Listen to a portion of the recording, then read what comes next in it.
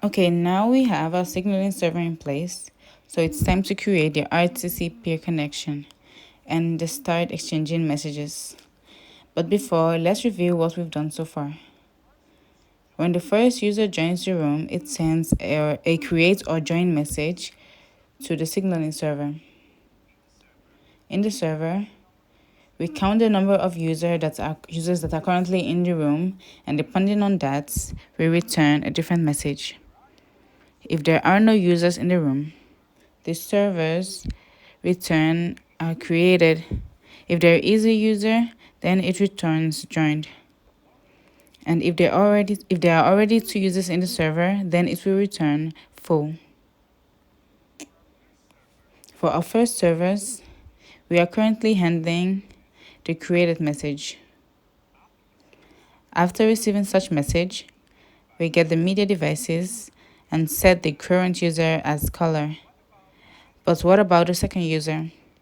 Let's create the handler for him by simply copying the created events and passing it below. We're going to change a few things in here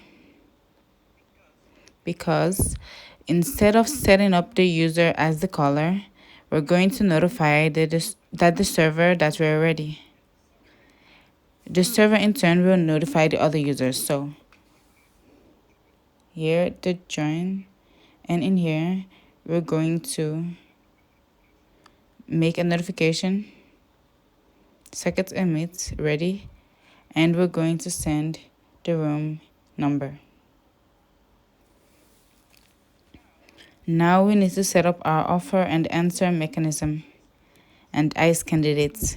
To do so, let's create a handler for the ready message. So we're going to add another function here that is going to receive the ready message. This means that the second user has joined the call and has notified the signaling server that it's ready to begin with the offer and answer process. So we're going to set in here an anonymous function, and we're going to make sure that the person receiving this event is the caller. Then in here, we're going to create our RTC peer connection object by creating an RTC peer connection constructor, and we're going to set the ICE servers. These are the ones that we have defined in here. So we're going to add those ICE servers to our RTC peer connection. Now we need to set up a couple of events.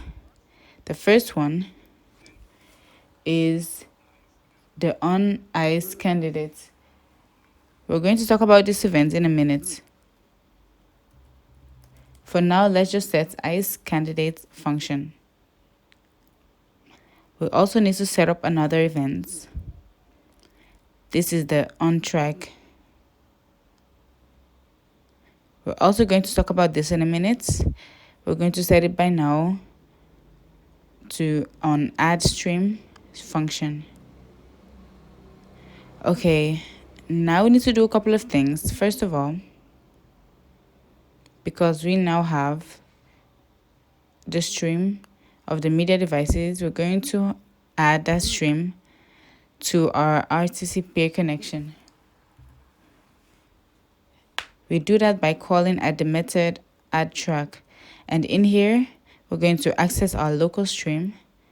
We're going to get tracks, and we're going to call the one that is in the position 0. We're also going to send the actual instance of the stream.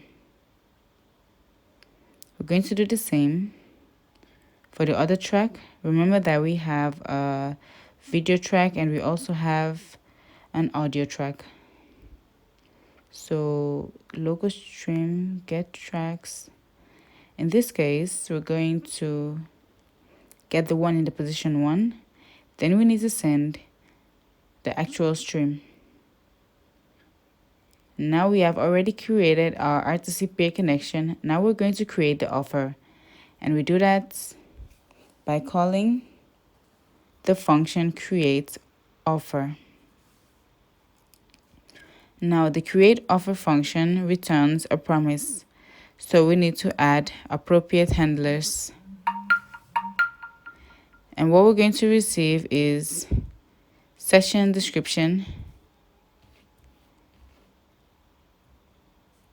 that we have all the information about codecs, all the information about formats in the presentation. Okay, so once we have the session description, we need to add that description to our RTCPeerConnection by setting to the local description. So we type this local description and we're going to set the session description object that we have received. And now we need to set to send the offer to the signaling server so that it can be sent to the other users. So it's going to be an offer event, and we're going to send an object. The subject is going to have a type of offer. It's going to have the SDP, which is the session description that we are sending. So this is session description. And it's also going to send the room number. Now, we need to handle, in any case that there is an error, and we're simply going to print that error. Okay. Now let's also create a handler for the offer message that the other user will receive. So we are going to copy the ready handler and we're going to paste it below. Now we need to change a couple of things here. First of all, we are sending an event, which is this one that we're sending here. So we need to receive it. Also, we need to change, of course, the handling. This place is going to be offer, because we're sending this event to the signaling server. And the signaling server is going to simply admin it to the other user. So we need to receive it on the offer event. Another thing that we need to change is that in this case, we need to make sure that the person that is receiving the event is not the caller.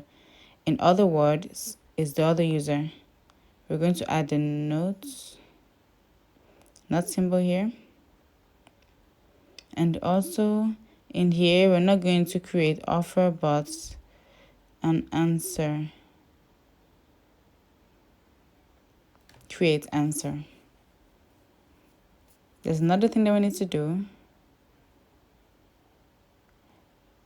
We need to receive the description, which is that one, before creating the answer. We're going to put set remote description.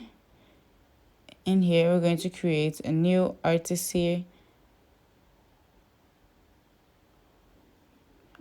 session description.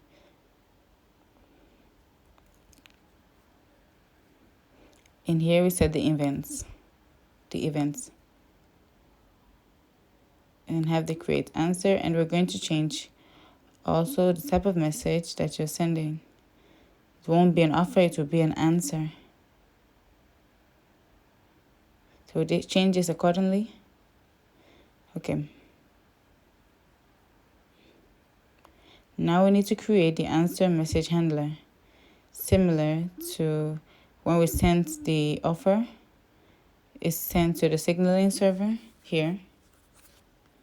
Then this is sent to the other peer, which is receiving it in there. We are also sending an answer to pass the signaling server and goes through the other user, and who needs to receive it in similar fashion. This is going to be for the answer. We also are receiving an event. The only thing that we need to do here is to add the remote description, similar as what we were doing in the offer. So RTCPeerConnection, set remote description.